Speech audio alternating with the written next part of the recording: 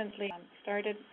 But before that, I was a documentation manager at Cisco, and I was responsible for the implementation of the CMS solution that we're going to discuss today. The training for that was under my responsibility. I would like to just quick over the agenda for the presentation, and then I'm going to pass the baton over to Joan so she can introduce herself. So the way that the presentation is going to go today, I am going to talk first, and there's going to be a very quick poll because I want to understand a little bit about the participants and where you are in terms of implementing a CMS solution and what you're doing with training. And then I'm going to talk about the business perspective and why we went down the path we did with our training approach at Cisco. And there will be another poll, and we'll move into the keys to success. And then finally, the third poll, and then Linda will talk about the actual implementation of the training. I'm going to pass on to Joan now.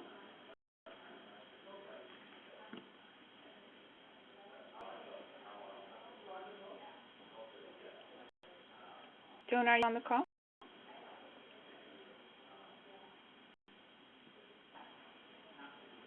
Muted.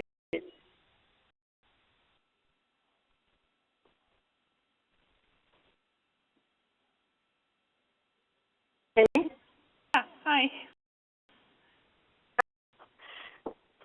Okay, I'm Joan Lasselle, and I'm president of Lasselle-Ramsay. And the company works with clients to create content and learning solutions, custom content and learning solutions. We've worked a lot for the past 12 years in helping clients move to XML, and in particular, component content management solutions. We've had the pleasure of working with Cisco on a range of projects since 1995. Introduce Linda Mendiola, and she'll tell you a little bit about herself. And I'm a technical writer at Cisco, and I was one of the members of the team that helped develop training, work with Lasselle-Ramsay when we rolled out a CMS.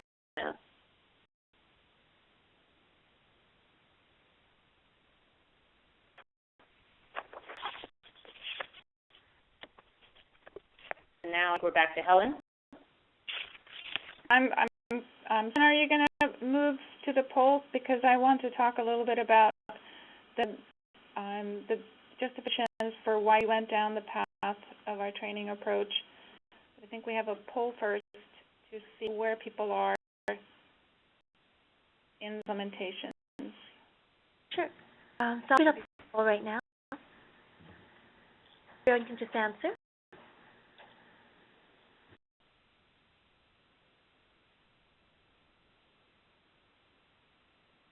So this will be helpful for me because we may all be on the same page in terms of what our requirements for training are. In case of Cisco, we have a very specific set of target objectives in mind with the training. And I think that I'm addressing some of your concerns as well as part of talking about our introduction to training. We got a few months on it.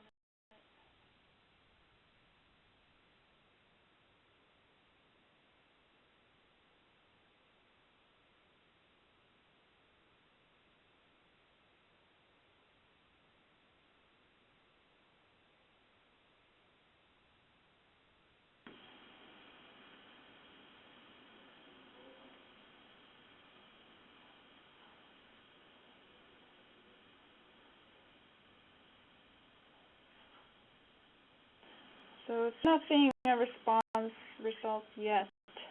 Are you? It was just taking a couple of minutes to apply there, but you should be able to see it. It is.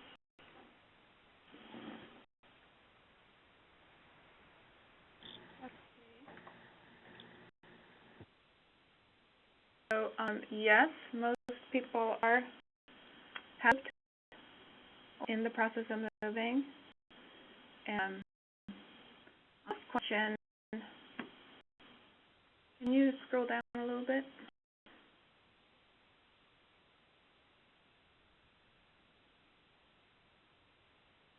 I'm just trying to see the questions. Okay, an even split between will you provide formal training as part of this transition. So that's interesting. And let's look at the last question.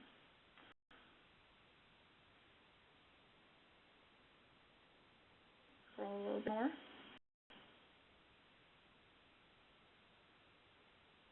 Let's see this thing. Oh. There it is. Do you consider business process training important? Yes. 70% yes. So that's good. That means what I'm going to talk about next is going to be relevant to you. So if you can move ahead to, thank you. So like I said, I was responsible for the implementation. It's very tempting to assume that means figuring the system and implementing it and making sure that your users know how to use this new tool. We have a large team, a broad global team that have responsibilities for multiple products in the company. We were a centralized team. We're a centralized team. And we had so many processes that needed to remain more or less undisturbed as part of this transition. I was asking the training team and Joan to please help us connect the dots between tools that are coming in and the processes that we had to maintain, and then to make sure that everything we needed to do in the team also got done. So that was a fairly large task that I gave them. I didn't want them to drop any balls. The thing that I really wanted to see was that the training became itself a tool, so to speak, that it became a methodology for building out a solution that really met all the needs of the group and of the business. So I wanted to kind of be the testing ground between tools, the processes, and the business requirements or deliverables. Finally, I wanted training to be part of change management. Instead of change management be sort of this separate standalone methodology of talking about how good it is that we're moving to this new system. I wanted the actual interaction with the system, the learning about the new processes to become the change management itself. For the same reason that people learn through adaptive behavior, if they're actually engaging with a new solution, they're going to learn, and they have an ability to go back and request it. If it's not working, change management doesn't imply that you accept everything. It means that you have an opportunity to work with something that's coming into your, new tool that's coming into your environment, and you have an opportunity to shape that. We also wanted to make sure that we had people who were in the trenches, and Linda's going to talk about that, being part of shaping the training, because we felt that would increase the credibility with the rest of the users. And finally, we wanted to make sure that the writers felt that they had a stake in this, that this is their tool, that there was a side of ownership, and we, in fact, did build this solution from the ground up. So those were kind of target goals of the training. And let's move on. So just very quickly, the 6+ writers is actually a low number. I think it's more like 80 writers. There is a dependency on that team to work collaboratively with other writing teams within the company as well. So we needed to have very clear processes and very strong communication. Hundreds of different products rely on the software documentation coming out of this group, so we couldn't afford to drop any balls at all. And one thing I wanted to stress is that the team already had very well-defined business processes and differentiated roles already, which helped, I think, in defining how processes and those roles would need change in the new system. We had a desperate need for a strong single source solution because we had run up against a wall and we could not scale without significant cost. And then we were the clock, and I know all of us are, but we really only had about 6 months to roll out documentation that had been accrued over 25 years. So we needed to have a very well-planned rollout.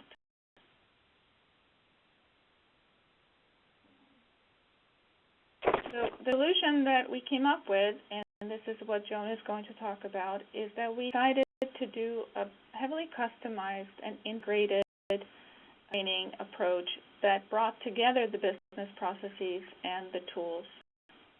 And like I said, this was to ensure that we connected the dots for writers, the tool, and how they were going to work while they moved into a production environment.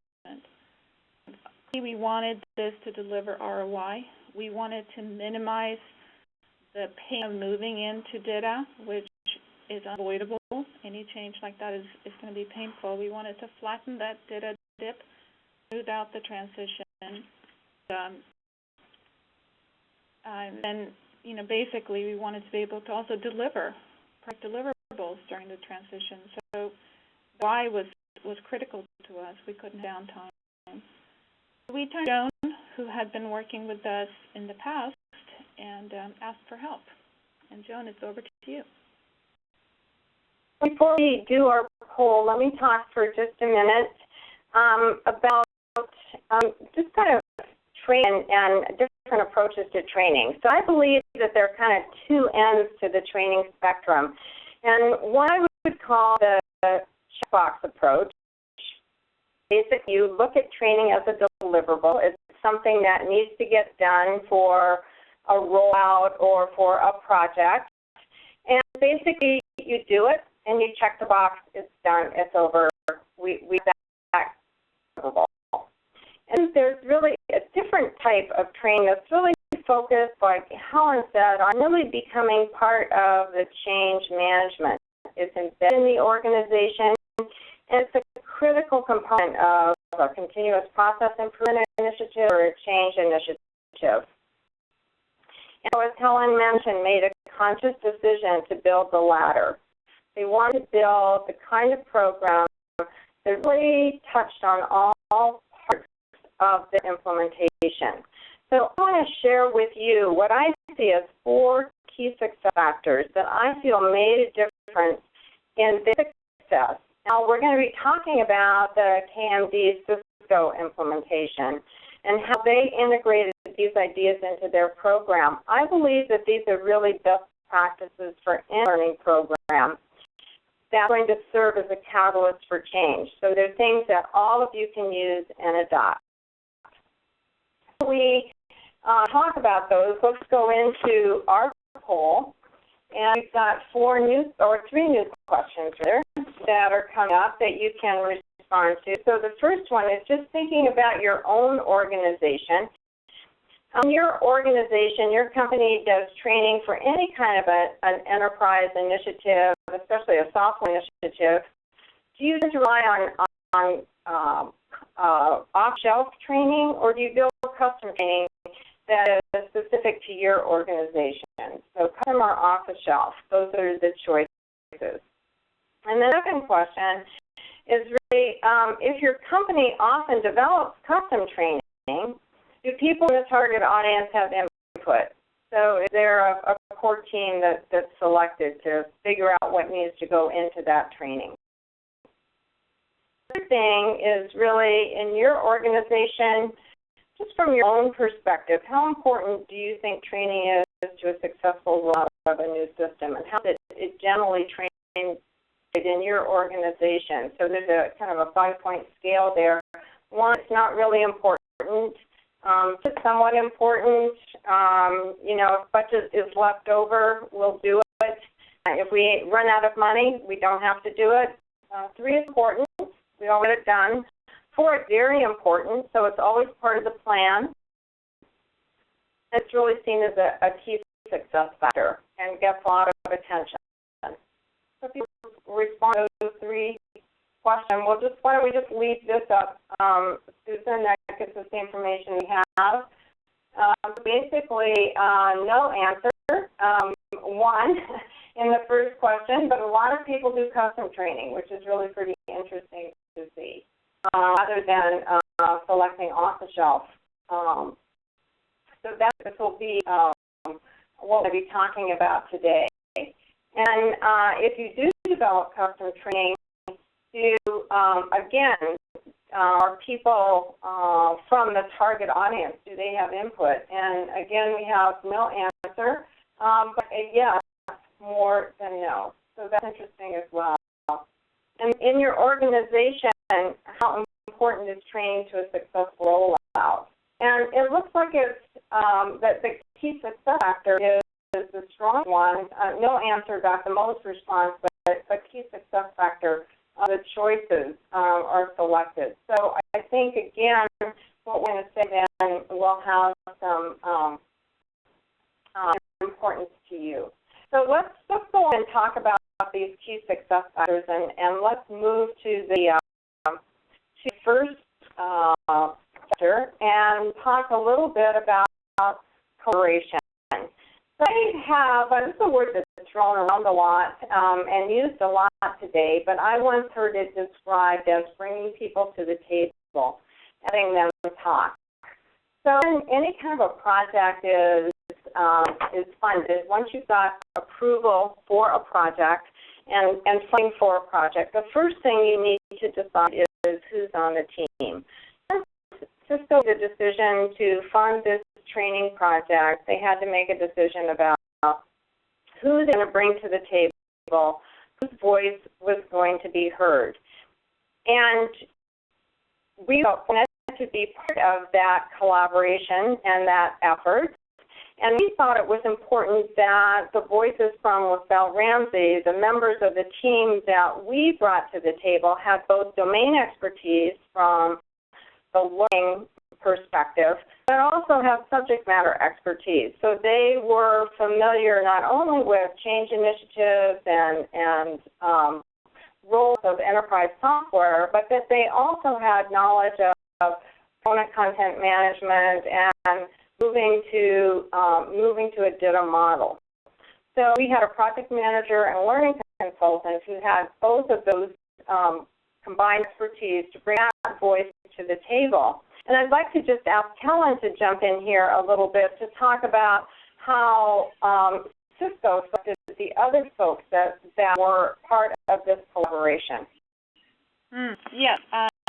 Well, first of all, everyone ran when I asked for help because it's a significant commitment. But, jokes aside, we really wanted to pick people that had enough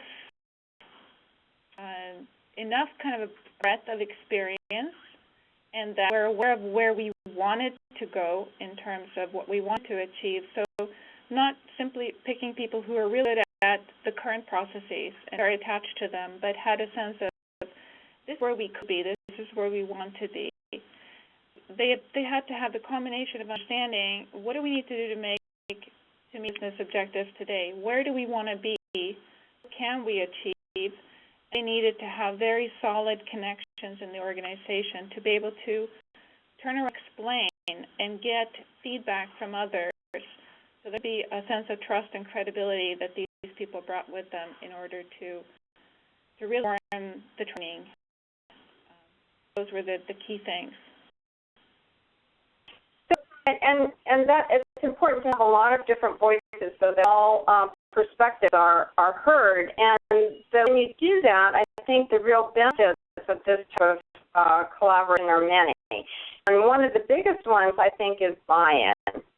When the team owns the training, they buy into the program. They have had a key part of creating it. It's like Helen was saying, this became not only training, but it became a tool. It became something that could really be used to help in the addition of the new approach and also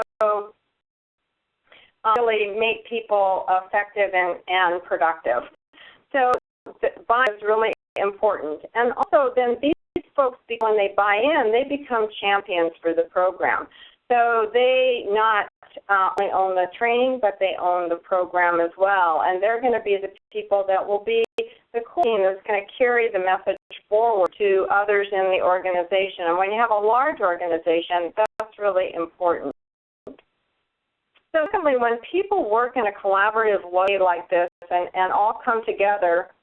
Oh, we're not there yet, but that's okay. And come together and start to speak the same language. And so you develop a common vocabulary that relates directly to your content and your process, and that helps get everyone on the same page. And then developing training can force decisions about how you're going to do things and can highlight gaps in your processes. So you're figuring out what you're going to train people on. When you say, well, what do we tell people about this? Then you start to identify, well, we haven't really figured out what are the triggers for changing the state. What are the various states in the workflow? And what are the triggers for that? And when you have to train people to tell them how to do that, if you haven't figured that out yet, it's really obvious where some of your gaps are. So it really totally integrates the tool with the processes, which is one of the really important goals of this training program. So now we move on to the next factor. And we know that selecting the right tool is critical, but all of you probably know when you move to structured content and especially component content management, you really are changing the way that you develop and deliver your content. This is a new way of doing things. It change everything that you do. And you leave a really major opportunity and a major benefit of this approach on the table if you focus only on the tool. If you see this as just training people how to use the tool. AMD at Cisco really understood that more than the tool was changing.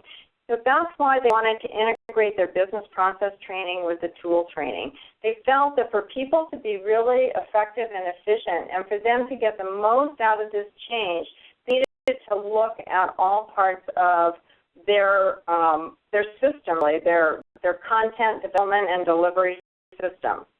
So the goal of the training was also to really help people do the job better. The training was about productivity and about being successful on the job. And by taking this approach, participants in the workshop knew what to expect day one. When they came to the workshop, they really saw how their job was going to change and how their job was going to be different. So they knew exactly what to expect. They knew how they would be working. So the tool became an enabler. It didn't become the end or the goal. And on the model at Lasselle-Ramsay, there are really 6 components that you have to look at when you move to structured content. There are really the business goals, and Helen talked a little bit about that. She owns the business goals, so it was important that those business goals got met. And then customer experience. How is the moving to this way of delivering content, how is that going to change for your end users, but also for the people internally? And then the content, of course, there's a change in that, and the tools, that's obvious, and the processes, which is the real focus of this training, and then also it's the team. It's really how people do your job. And to be fully successful, learning needs to address all of those components. And the Cisco team that worked to develop this training really understood that and looked at all parts of that when they were developing the workshop. To the next factor. And, this is a little bit like the old adage, how do you get to Carnegie Hall? You practice, practice, practice. This is about, most of the time, the types of training that we're doing are really not about what's called soft skills. They're really more about people, helping people to do their job better. And people don't go into a training activity and come out the other end trained. They really need to have hands-on experience with the process, with the new tools in order to be effective. It just doesn't happen by telling them. They have to actually do something in order to learn a new process and a new tool set. And the goal of the workshop, again, was to help people do their job better. And KMD team at Cisco couldn't risk any downtime. So the instructional model was based really on a task analysis that the KMD workflow to tasks and processes in the new system so that nothing would be missed and everyone would know how to do their job day one. And talk really included real-world exercises using KMD content, not dummy data. It wasn't an example pulled in from someplace else. All of the examples were actual KMD content, so people would really see what the content was going to look like and how it would change and how to move it in and out of the system. And to do this required a fair amount of ingenuity, actually building this, what's called a training database. And again, I asked Helen to take just a minute to describe how the team solved problems, because this is a problem that we wanted to solve to give them this opportunity to practice. Yeah, actually, it's a good example of what I was hoping to achieve from the training. We ran into a problem. When through training, you want to be able to set up training sandboxes for each person, but in a CMS, you can't really duplicate content because everything has its unique ID. So how to create a replicable, predictable training environment in that constraints.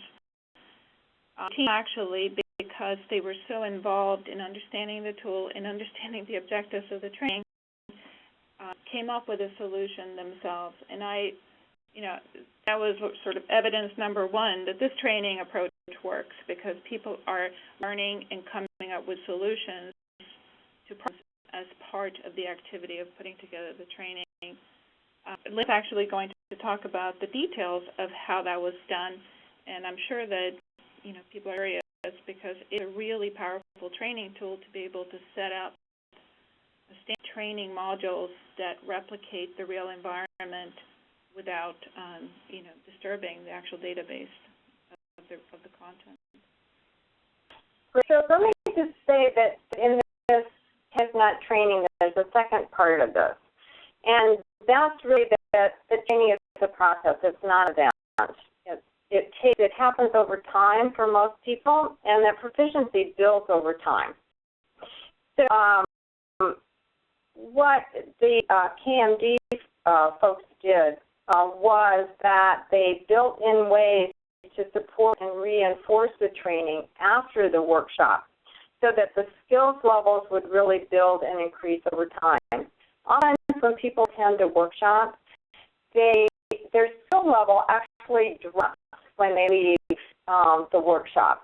And so they come out of the workshop, they're very excited, but then they get back on the job and if they don't use the information immediately, their skill level actually drops. And an example that a lot of times has been used for me is the idea that I don't know if any of you play golf, but it gives you golf lessons for your birthday, and you go out and you work with the pro for a day on your golf game, and you come out energized and you've figured out what's wrong with your swing, and or you're doing better.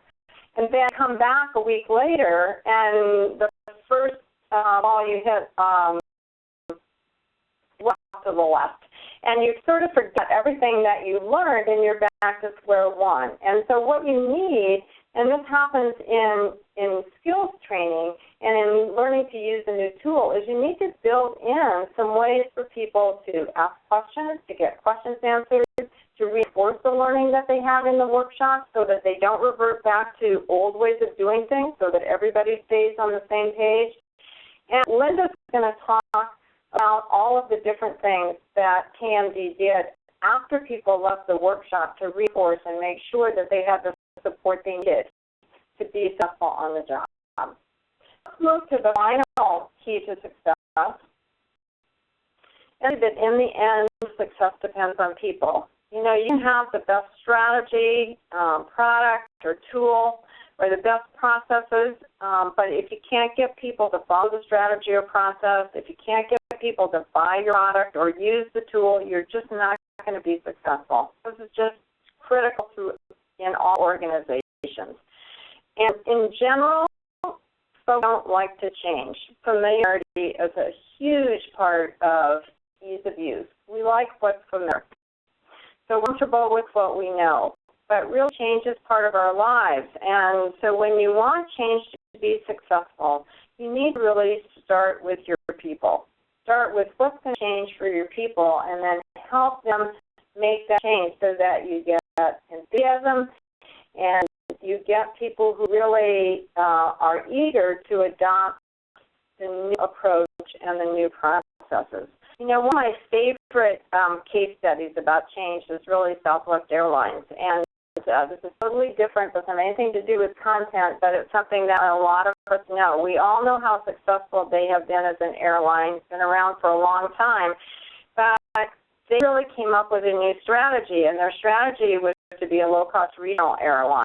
And but in order to do that, to be successful with that strategy, what they had to do was they really had to retrain their ground and cabin crews, because they had to be able to turn those planes around in a hurry, which was a totally new model in the airline industry. And so they reached really low into their organization because they knew those business processes had to change. They knew the way people did their jobs had to change. And because they did that so successfully, they were really successful as an airline. They were able to really accomplish what they set out to do. And that's a lesson for all of us. You know, you have to get your people on board. And Kim C. at Cisco knew that they had to get the people on board to achieve their goals and to build, and what they did in order to do that was they built a learning program that really supported. And so I'm going to turn this over to Linda so that she can tell you how this learning program that they built really works. Thank you, and thank you, Helen. You guys did a great job of describing all the key concepts. I'm here to talk a little bit about some of the details from a writer and a trainer's perspective. And first we're going to do our last poll. I appreciate all of your patience in these polling questions. We have 3 more. Get an idea of what you guys are thinking. You can go and answer those 3 questions. We'll just take a minute to do that. And really it's just speaking to maybe your user's perspective on moving to a system and the training that would be involved. Just a few more on that.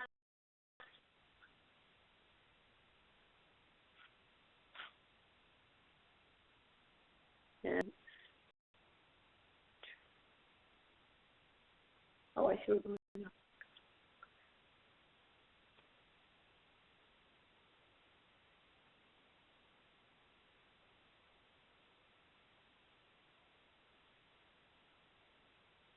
And really, questions 1 and 2 are kind of trick questions, I think.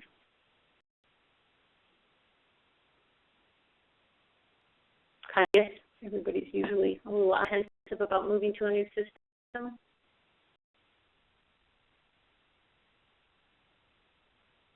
Just a second, and we'll have the results here.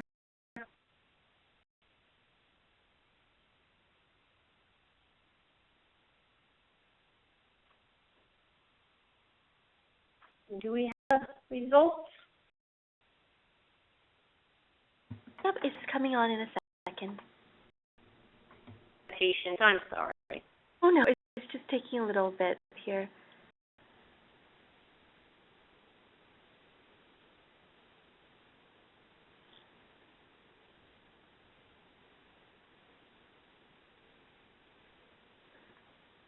Okay, great. And I think as to be expected on question 1, people tend to be a little apprehensive, anxious when they have to move to a system. It's good to see that folks are thinking of training in-house.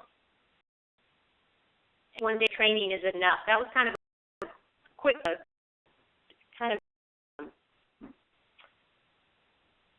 judgment, I think, because I think most people would know off the bat that 1 day of training is never enough. As talked about. So let's move on, and I'll talk a little bit about how we did the training for all out of the CMS. And I saw my role as that of the voice of the writers in the trenches. I thought it was a youth opportunity to work with Lasselle-Ramsay to design the training from the inside out. I knew the system and our old processes, and we wanted to improve on the processes, but they also had to align with the way we do jobs.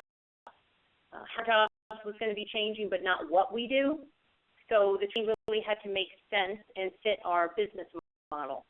And I also had a vested interest in getting it right, because not only would I be using the tools to do my job, but I had volunteered to be one of the trainers presenting the workshop. And so I'm really excited to be able to collaborate with Joan's team, because they're just going to go off and create the training in a vacuum. We really had the opportunity to make it our own. And, you know, the quality and organization of the trainings really made it possible for a newbie like myself to be successful. I'd never done formal training before, and so it was a huge benefit for every student to have a workbook with step-by-step instructions. And there were also trainer instructions, notes, a script that guided trainers through the demos. And so that made it really easy to deliver the training. And I think, as Helen touched on, along with having really top-notch training materials, the other thing that really adds to our success is writers present the workshop. So myself and another writer in our group presents the training here in the U.S., and then we have another writing team in India that delivers the training there. And I think it really adds credibility when trainers also use the tools every day to do their job. There's, you know, when students share the same perspective and experience, you know, we speak the same words, so the user asks a question, we know what they're talking about, and we can relate how we used to do something in the old system and compare to, you know, using the new tools. And along that, one of the great things was that suggestions from the training class led to improvements in our implementation. Helped develop the training, and we presented it ourselves. We had a closed system where suggestions could be passed on to our development and architecture teams and resulted in improvements that were then folded back into the training. After the first class, there were a lot of input about templates, the changes in the templates that would make the job easier. So that information got passed on, and then we were able to incorporate it back into the training. And times when our training team was able to push back and advocate for the user, we're writers too, and so we're very sensitive to anything that doesn't make sense from a writer's point of view or feel unduly burdened writers. So before anything was rolled out, we, you know, were allowed to have our 2 cents and give input. And then slide. I think about the training data, as Helen and Joan both touched on. The training data was critical to the success of this training. One of the first issues that Lasselle-Ramsay identified: what data were we going to use, and how were we going to create identical sets for everyone in the class? We did want to use real data. I'm sure we've all taken training classes. The data and examples they use have nothing to do with our job.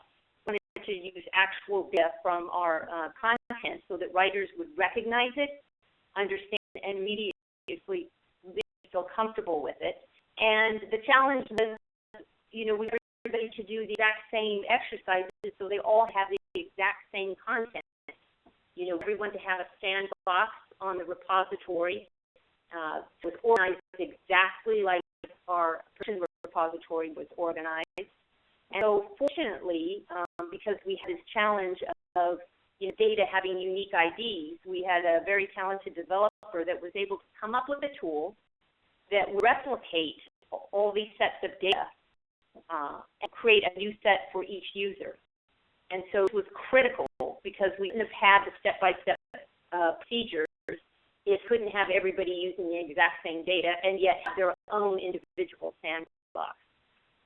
This tool was real, and fortunately, we were able to develop it in-house. I'll go on to the next slide. Here's some examples of the training data. You know, step-by-step procedures for the student as well as for the trainers. There were workflow diagrams. We have some pretty complex workflows, and so we had them laid out. We had illustrations that would help the user visualize what it was they were going to be doing in the system. And we can move on to the next slide. Itself, it was instructor-led, and classes were about 6 to 10 students at a time, and we scheduled the training in batches because we were converting our content in batches. And so try to time training to just before they would be receiving their converted content.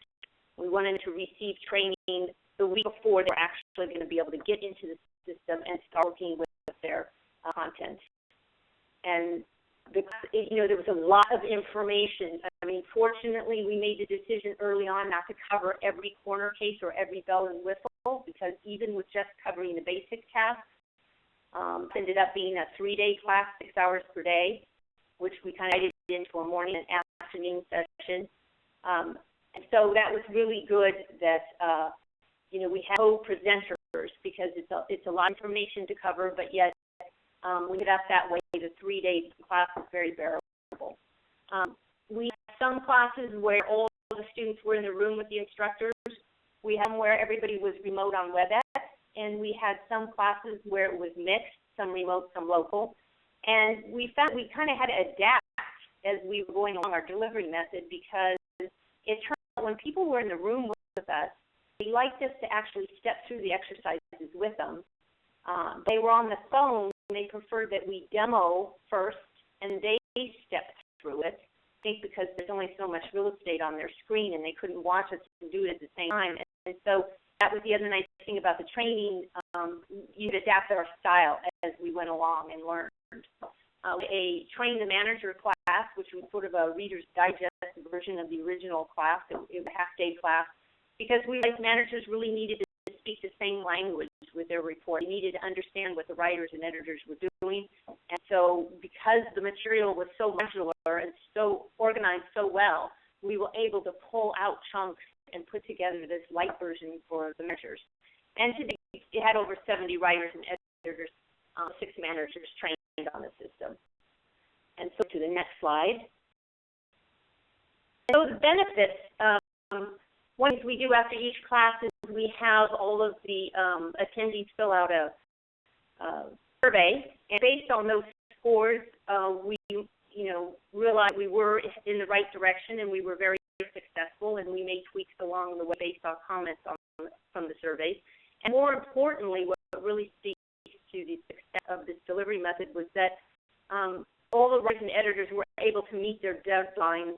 They were able to deliver their content without missing a beat, without any serious delays. I think that really speaks to, the success of doing the training this way.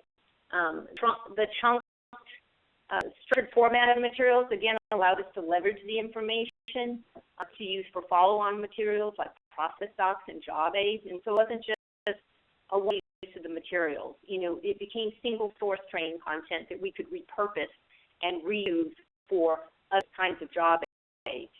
The benefit to this kind of approach was that training development became an important, essential part of our whole implementation process.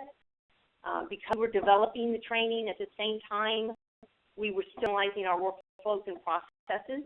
It really forced us to nail down our use cases and our user roles, define our processes.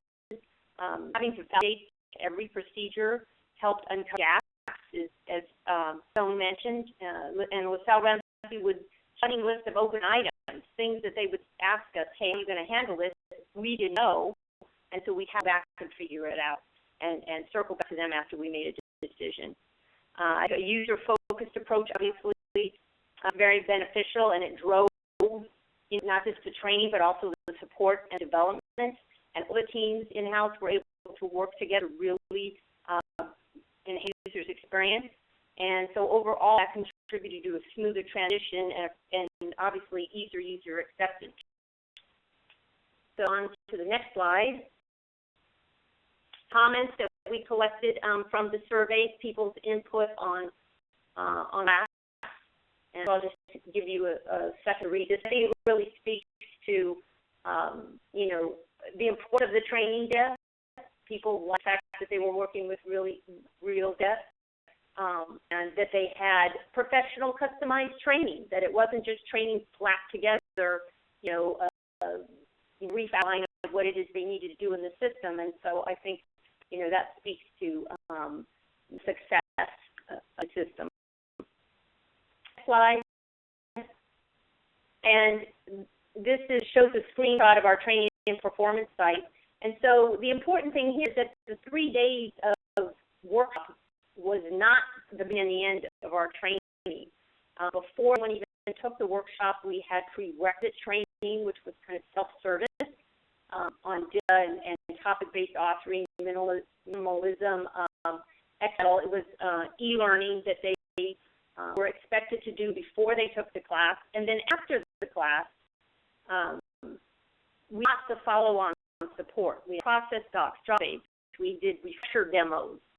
We did brags. We had mentoring programs. We really helped to build a community of practice. So, you know, it didn't start and end with workshops. It was a whole flow of training, and this training site is set up so that users can follow the logical flow of getting up to speed. And they can go to this wiki, get all of the information that they need. On to the next slide. Lessons learned, obviously, you know, from what you've heard today, hiring professionals paid off. I think if we tried it ourselves, it wouldn't have been nearly as successful. Knew what users had to be trained on, but Lasselle-Ramsay, they were the instructional experts, and our consultant knew how to present the information. Development was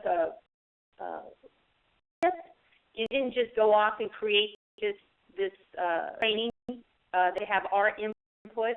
It had to be tailored to our needs. And their developer did it, so that was a big benefit too, that her understanding of that. Use it, I think we've touched on today, that users get their training just before they're actually going to use the system, because of course the further you go, the more you're going to forget. And again, that's why follow-on training is so important, because you need that support once they actually start getting into the system. Who complete prerequisite training rate the training more highly. I think that's another moment. The more prerequisites you have going into the class, the more sense some of the steps are going to be to you. And even with a great workshop, be prepared with lots of after-training support. You have job aids, you have to have readers and mentoring, and I really can't stress this enough. You can't just train and run. I think Joe touched on this in detail. You have to continue to hold the user's hand in order for them to be successful, because moving to a CMS, moving to DITA is not something that anybody can accomplish in a week. And so, you know, really good training allowed us to pull some of that information out and use it for follow-on training. And then, you know, the 3 workshop wasn't the end of it. We continue to have demos and we continue to have mentoring to support the users. And so now I will turn it over to Susan for any questions. Thank you, and thank you, Joan and Helen, for a great presentation. At this time, if anybody has any questions, please use the Q&A panel on the right-hand side of your window. I do have a question in the panel. The first one I have is, will you cover S1000 XML in addition to DITA XML? We did not implement S1000. We implemented a DITA solution. Thank you. A few more minutes for anybody to put any questions in. If you don't have questions, or if anything pops up afterwards, do make sure to contact us. We have our contact information just on the slide right now.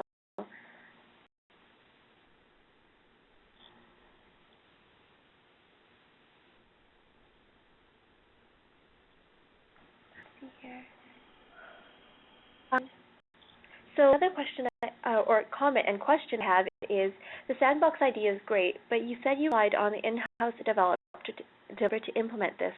What do you suggest if the sandbox is not available?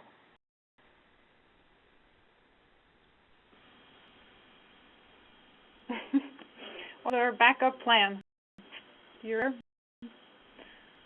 Joan, how are we going to structure that? Go ahead, Linda. No, go ahead, Joan.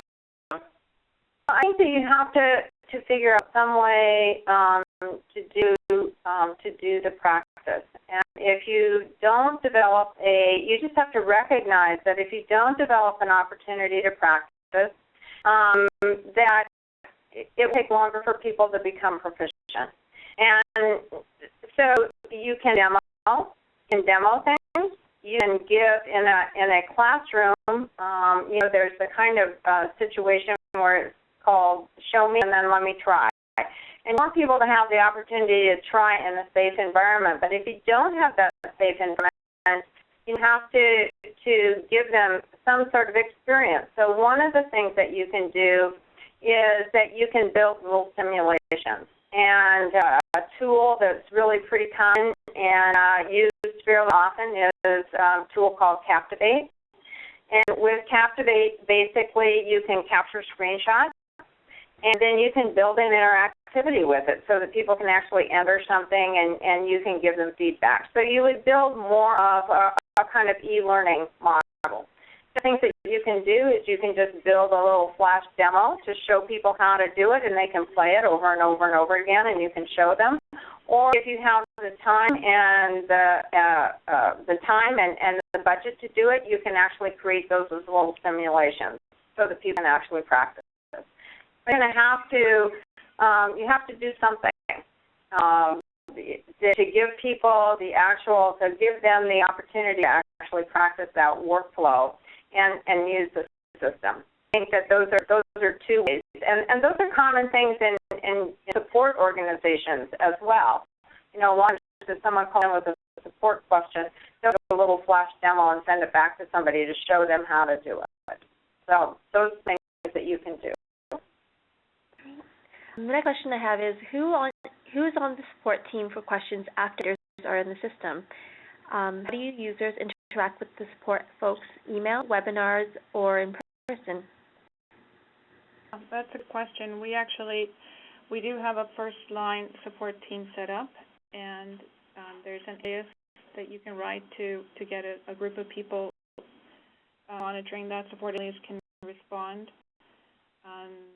Linda, I don't want to speak too much for how it's currently running because I'm no longer. Yeah, we have a support alias that key members of the team, and generally speaking, 95% of the time we can answer any questions that somebody has that they sent to the support alias.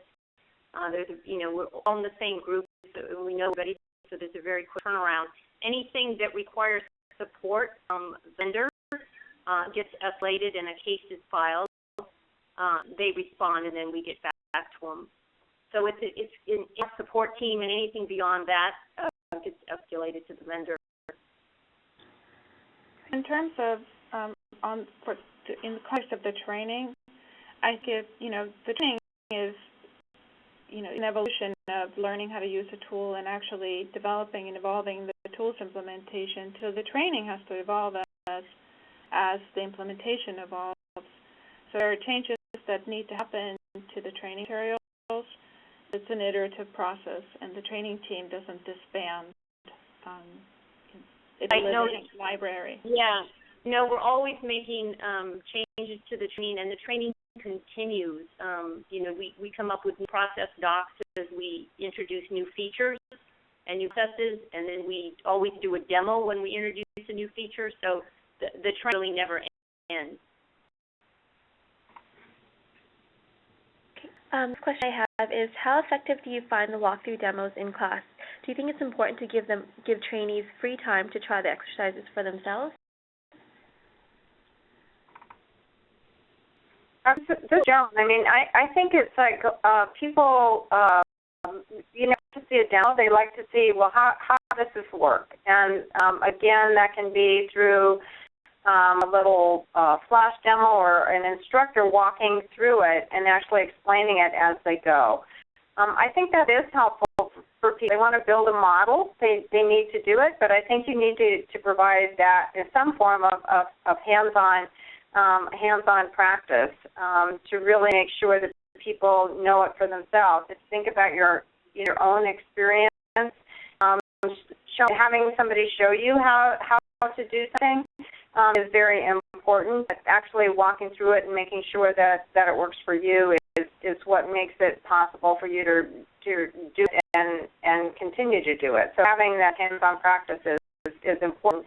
I think having some free time that's why I think having the database, the training database in that kind of safe sandbox environment is really helpful, because then you can structure kind of some lab activity time and have people really explore and work on their own to try and solve problems and actually work through workflow and process and all of those kinds of things. So that's why it's so valuable. Yeah, in fact, the training was structured that way, where we had specific exercises for everybody to step through after a demo from the instructor. And then at the end, there was something called a mastery exercise, where okay, now you've learned all this stuff, you go off, and the mastery exercise would ask you to, perform a task, and you had to step through it. And if you had any trouble and couldn't remember what to do, then the instructors were standing by to help you. But the mastery exercise really allowed you to go off and see how much you had learned and where your questions were. And the sandbox was available to people after training. So if they didn't feel completely comfortable, they go back into the sandbox and play with it all they wanted to their heart's content. We always told them, go do whatever you want in it and don't worry, because you're not going to hurt anything. Nothing's going to blow up. It's free for you to play in. All right.